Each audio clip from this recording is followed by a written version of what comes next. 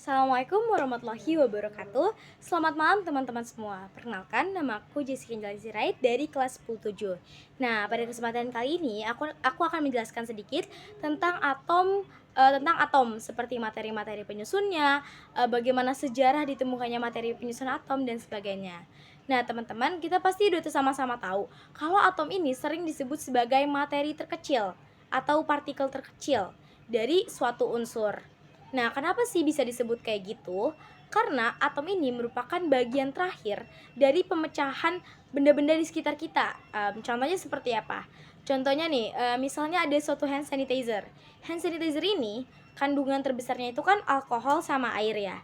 Nah, air ini tersusun atas molekul air. Molekul air tersusun atas hidrogen dan juga oksigen. Nah, misalnya hidrogennya tersusun oleh apa? Oleh unsur hidrogen yang disusun oleh atom. Nah, dari situ kita dapat simpulkan bahwa atom ini merupakan partikel terkecil dari suatu unsur. Nah, gimana sih caranya para ilmuwan itu bisa menemukan atom, bisa menyimpulkan bahwa atom ini merupakan partikel terkecil?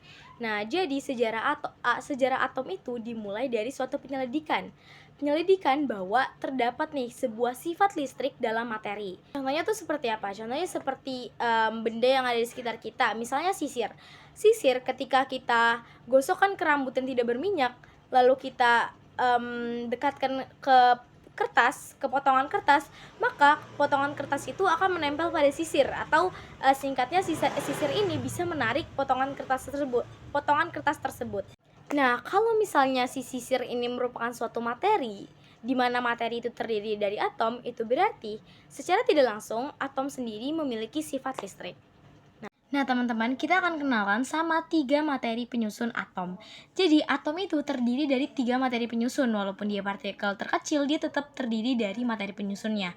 Nah, materi penyusunnya itu ada apa aja? Ada elektron, neutron, dan juga proton. Tapi, elektron, neutron, dan proton ini gak tiba-tiba aja dianggap ada. Mereka itu ada sejarahnya. Kenapa bisa disebut ada elektron, neutron, dan proton? Nah, sebelum itu kita bakal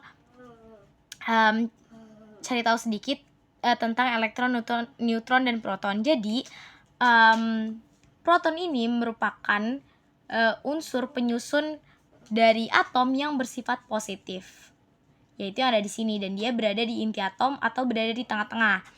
Nah, lalu ada neutron. Neutron ini, jadi kalau proton itu bersifat positif, nah kalau neutron ini dia bersifat netral, jadi tidak positif maupun tidak negatif, lebih di tengah-tengah. Lalu ada elektron. Elektron ini yang bergerak mengitari atau berada di sekitar inti atom, jadi tidak berada di tengah-tengah. Nah, elektron itu bermuatan negatif, gitu. Nah, jadi pada awalnya materi penyusun pertama dari atom yang pertama kali ditemukan atau pertama kali diteliti adalah elektron, yaitu yang tadi bersifat negatif. Nah, lalu bagaimana sih penemuan elektron itu bermula? Jadi, penemuan elektron itu bermula awalnya dari ditemukannya tabung sinar katode oleh Carl Ferdinand Braun. Jadi, tabung sinar katode ini yang sekarang aku tampilin. Nah, jadi ini merupakan tabung sinar katode. Tabung sinar katode itu terbuat dari tabung hampa dari bahan kaca yang dialirin listrik searah.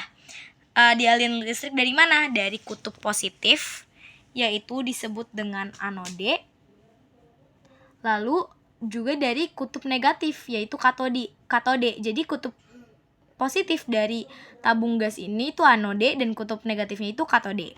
Nah, apabila tabung gas ini dialiri arus listrik yang kuat, maka akan terjadi sebuah pancaran radiasi tidak terlihat dari kutub negatif menuju kutub positif, yaitu dari katode menuju anode. Nah, pancaran radiasi yang tidak tampak itu disebut dengan sinar katode karena bermula dari katode menuju anode. Nah, berdasarkan fenomena tersebut, dapat ditentuin nih sifat dari sinar katode tadi. Sinar katode itu memiliki sifat pertama, merambat dalam garis lurus dari kutub negatif, yaitu dari katode ke anode. Lalu sifat yang kedua itu dibelokkan oleh medan magnet atau medan listrik. Jadi kenapa bisa belok? Karena ada medan magnet dan medan listriknya. Lalu yang ketiga, sinar katode ini tidak dipengaruhi oleh kawat atau gas dalam tabung yang digunakan gitu. Lalu melalui penelitian oleh Joseph John Thomson, ternyata sinar katode ini bukan merupakan sinar atau cahaya, melainkan suatu partikel kecil yang merupakan elektron. Nah, apa yang membuktikan kalau sinar katode itu bukan merupakan sinar atau cahaya? Ternyata yang membuktikan itu melalui suatu percobaan di mana ketika dicoba lagi mengaliri listrik dari katode ke anode, ternyata hal tersebut bisa menggerakkan atau memutar baling-baling yang dipasang antara anode dan katode. Karena kalau misalnya itu cahaya, seharusnya tidak bisa menggerakkan baling-baling tersebut. Tapi karena sinar katode itu ternyata sebuah partikel, jadi bisa menggerakkan baling-baling tersebut. Jadi yang membuktikan bahwa ternyata sinar katode itu merupakan suatu materi adalah percobaan ini, dan materi tersebut merupakan elektron. Lalu selanjutnya kita akan masuk pada sejarah dari ditemukannya neutron. Jadi awalnya ilmuwan bernama Rutherford menemukan suatu kejanggalan. Kejanggalannya apa? Jadi hidrogen dan helium sama-sama terdiri dari suatu atom. Nah, hidrogen ini memiliki 1 proton, sedangkan helium memiliki 2 proton. Seharusnya perbandingan massa atom antara massa atom hidrogen dengan massa atom helium itu 1:2. Tetapi ketika diukur, ternyata hal tersebut menunjukkan 1:4. Disinilah Rutherford menemukan kejanggalan. Masih dengan neutron, akhirnya pada tahun 1932, James Chadwick menemukan adanya partikel serupa dengan gelombang elektromagnetik berenergi tinggi yang tidak dibelokkan oleh medan listrik maupun medan magnetik. Nah, lalu pada percobaan selanjutnya ditemukan bahwa ternyata sinar tersebut merupakan partikel netral yang terdapat di dalam atom yang masanya sedikit hampir sama dengan massa proton. Akhirnya dinamai neutron. Nah, melalui penjelasan tadi, teman-teman, kita bisa semakin menyimpulkan bahwa atom itu benar-benar atom ini merupakan bagian terkecil yang ternyata masih tersusun atas elektron, proton, dan juga neutron.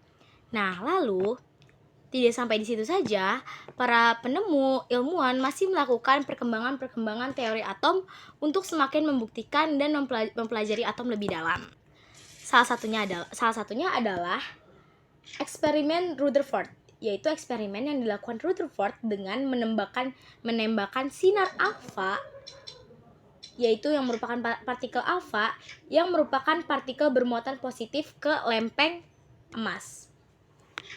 Nah, jadi tujuan utama dari eksperimen ini adalah, dari eksperimen penembakan sinar alfa adalah bahwa Rutherford ini ingin membuktikan apakah benar bahwa menurut J.J. Thomson, atom ini merupakan bola yang tidak berongga, yang bermuatan positif dan terdapat elektron yang bermuatan negatif. Nah, kalau misalnya benar, harusnya nanti partikel alfa itu yang ditembakkan dari sumber sinar alfa akan dipantulkan akan dipantulkan karena menabrak bola pejal. Nah, jadi akan kita coba lihat bagaimana sih skema dari percobaan tersebut. Nah, ternyata hasil percobaannya seperti ini. Jadi, di sini merupakan sumber sinar alfa, teman-teman. Karena ini merupakan sumber sinar alfa, disinilah sinar alfa atau partikel alfa itu ditembakkan menuju lempeng emas. Jadi, dari sini ditembakkan ke sini. Nah, ketika sinarnya ditembakkan itu, sinar alfa atau partikelnya itu terbagi ke beberapa bagian. Ada yang memantul ke arah lingkaran direktor sinar alfa, yaitu lingkaran direktor itu merupakan ini. Ada yang memantul, lalu ada yang belok. Jadi setelah sudah tembus, lalu mengalami pembelokan. Sinar alfanya mengalami pembelokan. Lalu ada juga sinar alfa yang diteruskan atau tembus lurus. Nah, ternyata kebanyakan sinar alfa itu diteruskan. Jadi lebih banyak sinar alfa yang diteruskan dibanding dipantulkan atau dibelokkan. Nah, dari percobaan ini, teman-teman, akhirnya Rutherford bisa ambil kesimpulan kalau misalnya ternyata sebagian besar atom itu atom merupakan ruang hampa atau kosong, bukan tidak berongga, karena sebagian besar partikel alfanya itu diteruskan.